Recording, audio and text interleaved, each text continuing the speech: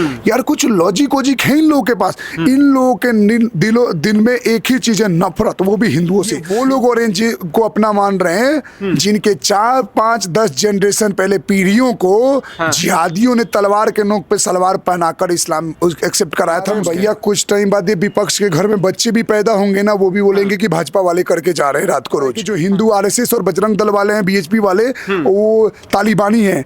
भाई अगर हम तालिबानी होते ना तो राम मंदिर के लिए इतना साल इंतजार नहीं करना पड़ता। सिर्फ हिंदुओं की सुनी जाएगी। हम कोई अत्याचार नहीं करेंगे, काटमार नहीं मचाएंगे, लेकिन जो भी हमारे धर्म का अपमान करेगा, हमारा हिंदुओं के हिसाब से जो हमारा है, हम सब लेकर रहेंगे, छीन के रहेंगे। क्योंकि एक आतंकवादी विचार रखने वाला का मजार हमारे देश में क्या काम कर रहा है। भैया हमारे देश में राणा सांगा का तो मजार का कभी बात नहीं होता है। पृथ्वीराज चौहान का मजार का तो पता नहीं क्या हुआ। उस पर से पृथ्वीराज चौहान क्या बोलते हैं, शिवाजी महाराज से लेकर चाहे महाराणा प्रताप से लेकर, इनका तो कभी बात नहीं होता है। बप्पा रावल का कहाँ, इनका तो कहीं नहीं। लेकिन 5-6 नाम रटे हुए हैं, उन लोगों के मजार एकदम प्रॉपर वे में होने चाहिए। बड़ा बड़ा जमीन देकर सरकारी खर्चों पे उनको चलाया जा रहा है। सीधी बात है, ये तो सीएम ने भी बोला है महाराष्ट्र के। कुत्ता भी नाम होता है उस औरंगजेब के मजार पे। क्यों जाना है भैया? कौन है औरंगजेब? तो तोड़वा दीजिए मजार, क्यों नहीं तोड़वा पा रहे? तोड़वाओ, हम बोल रहे हैं, भारत की जनता सपोर्ट कर रही है। तोड़वाने का ही डिमांड लेकर तो गए थे वहां पे हिंदू संगठन, जिसको कुछ लोग बोल रहे हैं कि भगवा आतंकी है। संजय राउत कंपेयर करवा रहे हैं सामना में अपने और उद्धव सेना, जो बाला साहब क्रांतिकारी सूरवीर हिंदू हृदय सम्राट के नाम पे जाने थे, उनकी नस्लें औलादे हिंदू को तालिबान से कंपेयर कर रही है। को तालिबान से।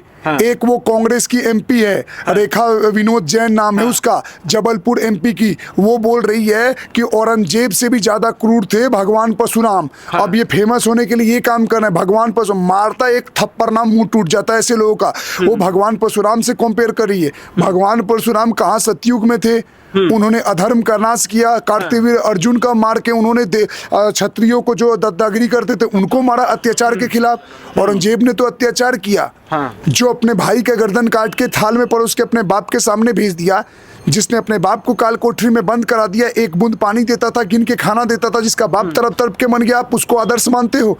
ये यहाँ के जो मुसलमान हैं, इनको शर्म नहीं आती? किस आधार पे अपने आप को मुगलों का बोल देते हैं कि हम मुगलों के वंशज हैं? मुगलों के वंशज तो बंगाल में रिक्शा ठेला चला रहे हैं, पानी पूरी बेच रहे हैं। औरंगजेब ने 49 साल के आसपास शासन किया।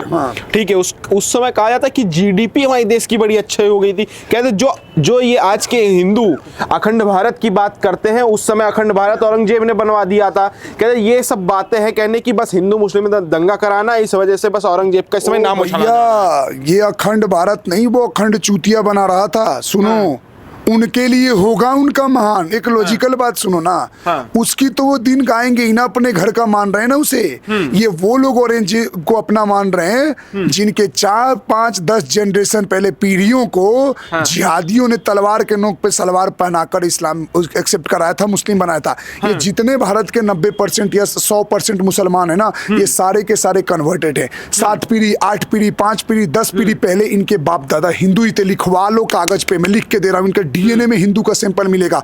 उस टाइम इनके परिवार के साथ अत्याचार हुआ, डर के कन्वर्ट हुए। हमारे कन्वर्ट नहीं हुए, हमारे परिवार लड़ी तो हम बचे रहे। बोलते हैं कि इतने साल राज किया, चाहता तो सबको बना सकता था। अरे तुम्हारे डंडा करने वाले राजा महाराजा भी तो थे बीच बीच में, जो तुमको बॉर्डर पे रोक रखे थे, वरना तुम छोड़ते?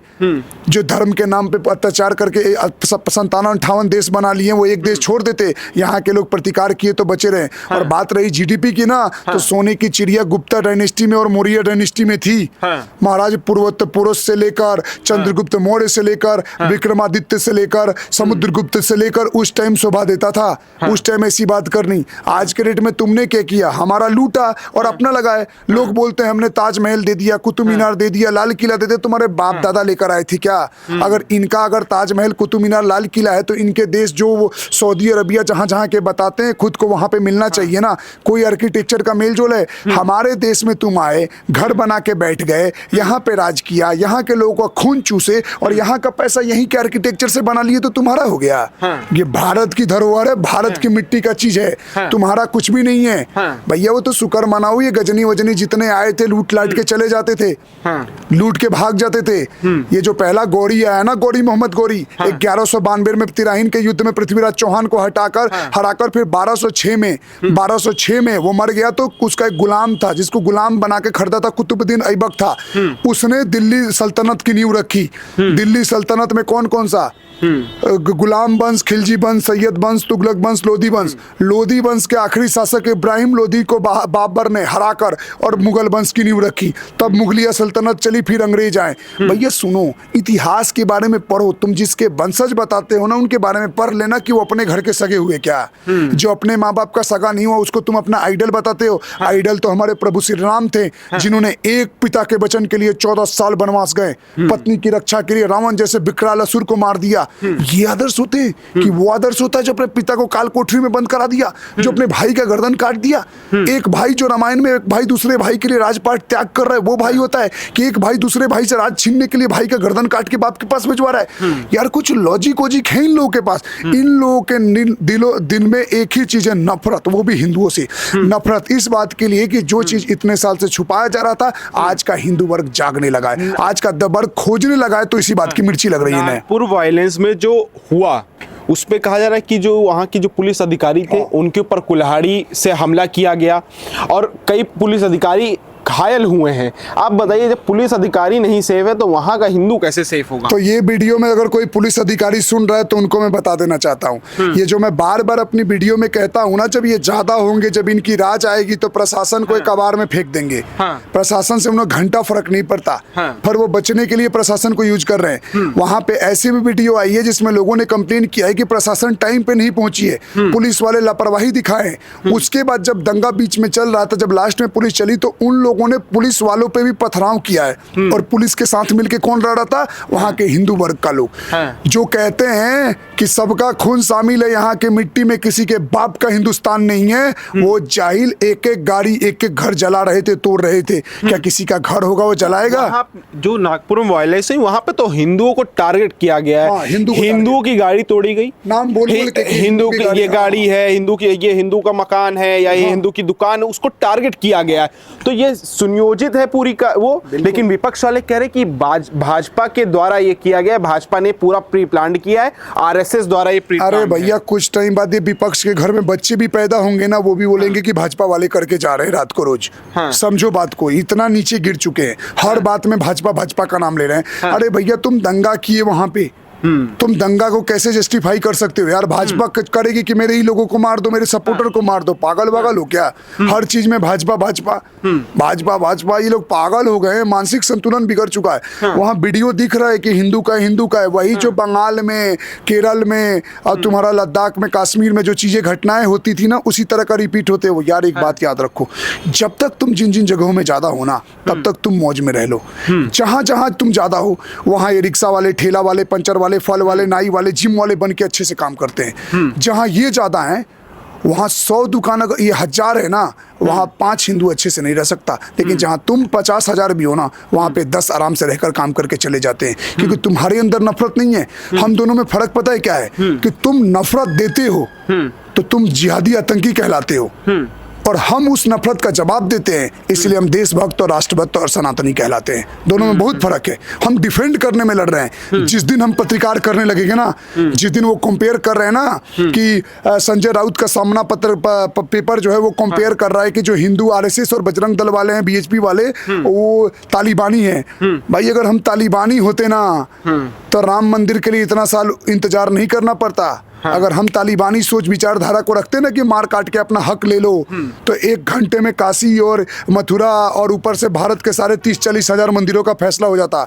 हम अगर तालिबानी होते ना तो कोई एक शब्द हमारे देश और धर्म के खिलाफ नहीं बोल सकता, तालिबानी स्टाइल में सजा दे देते। हम तालिबानी होते ना तो देश में कोई भी हमारी बहन बेटियों के साथ जिहाद नहीं कर पाता। हम तालिबानी होते ना कि कोई हमारे भगवान के खिलाफ एक शब्द बोलता, उसका जीभ काट के वहीं पे जमीन में गाड़ देते। ये होता है तालिबानी। जितना संवेदनशील सेना शांति है उसको तालिबानी बोल रहे। सारा आता है कि कुछ लोग पॉलिटिक्स में और कुछ जिहादियों को खुश करने के चक्कर में अपने धर्म का नाश कर रहे हैं और अपने ही लोगों को तालिबानी विचारधारा का बोल रहे हैं। थूकता है भारत ऐसे लोगों पे। नागपुर हिंसा हुई है औरंगजेब की कब्र पे लेके, क्या औरंगजेब की कब्र तोड़ी जाए? तो एक बात बताइए भाई, देखिए सरकार महाराष्ट्र में भाजपा की है, सेंटर में भाजपा है, तो तुड़वा देते, क्यों नहीं तुड़वा पाए? अब देखिए 10 साल से है दिल्ली में मेन रोड जो बनी है, लुटियन जोन जो है, वहां पे अकबर रोड, बाबा रोड, ये सब बनी हुई है। आज तक जब भाजपा वहां की रोडों का नाम नहीं चेंज करवा पाई, औरंगजेब का मजार कहां तोड़ पाएगी? यही मैं इसमें बता रहा हूँ। एक चीज याद रखो मेरे भाई, हिंदुत्व भाजपा से नहीं है। भाजपा से हिंदुत्व से भाजपा आरएसएस बीजेपी बजरंग दल है। सरकार हम ला रहे हैं, जिता रहे हैं।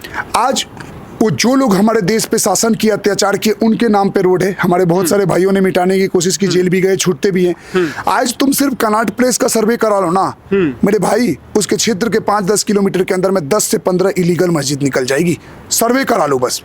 तुम प्राचीन हनुमान मंदिर लो, वो जो इरविन मस्जिद है वो दिख के नहीं लग रहा है, जबरदस्ती बना दिया गया। तुम मिंटो रोड से कनॉट प्लेस में चढ़ते हो तो सीधे एक आ जाता है व्हाइट कलर का, उसको कौन स्ट्रक्चर बनाया? ल्यूटियंट ने बनाया क्या? ये सब जबरदस्ती बनाया गया। ऑल इंडिया इमाम ऑर्गेनाइजेशन का सीधे सर्कल पे, ये कस्तूरबा गांधी रोड से जब सीपी में घुसते हो सेंट जॉर्ज कैफे की तरफ, सीधा बीच सर्कल पे इन लोगों ने ऑल इंडिया इमाम का ऑर्गेनाइजेशन बना लिया है। भाई दिख रहा है। और मैं तुम्हें एक बात बताता, तेरे भविष्यवाणी बता रहा हूं मैं। डॉक्टर प्रकाश सिंह तुम्हें भविष्यवाणी बता रहा है। अगर अभी 5-10 साल इनको जिता के लाए हैं ना, और ये नहीं कर पा रहे हैं ना, जब इनकी सेंटर में सत्ता है, स्टेट में सत्ता है, तो याद रखना पार्टी टूटेगी।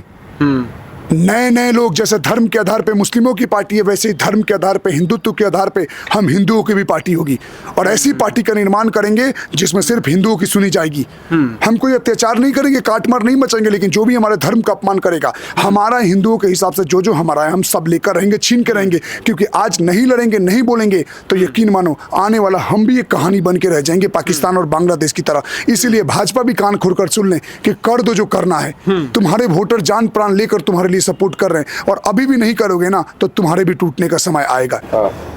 नागपुर में जो हिंसा हुई है उसको लेके अब बयान आने लगे हैं।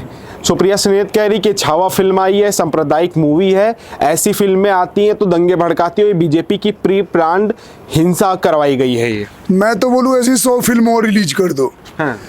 अगर ऐसी एक फिल्म आने से इतने लोगों का आँख खुल जा रहा है तो भैया 100 फिल्म रिलीज करो।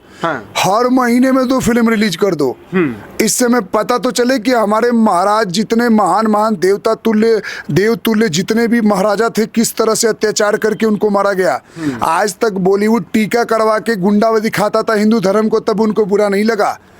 जब राम तेरी गंगा मैली जैसी फिल्में बनाते थे राम को ऐड करके, तब इनका बॉलीवुड का मतलब तब इनको बुरा नहीं लगता था। ये लोग क्या बोलते थे? हवस का पुजारी बोलते हैं। हवस का मौलाना नहीं बोलते, हवस का पुजारी बोलते हैं। हर घर में एक नौकर राजू, रामलाल या श्यामलाल दिखा देते हैं हमारे भगवानों के नाम पे, तब इनको बुरा नहीं लगता। ये जो प्रोपोगेंडा में हर के फिल्म में बॉलीवुड के एंड में जब एक मुसलमान हमेशा अच्छा दिखता था, हिंदू पुजारी हमेशा मंदिर का रेपिस्ट दिखता था, तब इनको बुरा नहीं लगता था। अरे ये वो दोगले लोग हैं ना, जिन्हीं के कारण देश बेड़ा गर्क हो रखा है। आजादी के बाद से जिनके हाथ में सत्ता मिली, आज तक 2014 का पहले नासी कर रहे थे लोग, अब एक फिल्म क्या बन गई, इनको मिर्ची लग गई। सुनो, ये जो बोल रहे हैं ना कि 3 घंटा के फिल्म में हरा के लोग खुश हो रहे हैं, अरे वो 3 घंटे की फिल्म नहीं है, वो कम से कम 50-60 करोड़ हिंदुओं की आंख खोली है, लोगों के अंदर वो भावना दिखाई है। क्या तरपा के नहीं मारा था? मारा था। तुम्हें दिक्कत पता है किससे है इन लोगों को? क्योंकि छत्रपति संभाजी महाराज की वीरता दिखा गई है कि कैसे वो डंके की चोट पे मुगल को मारते थे।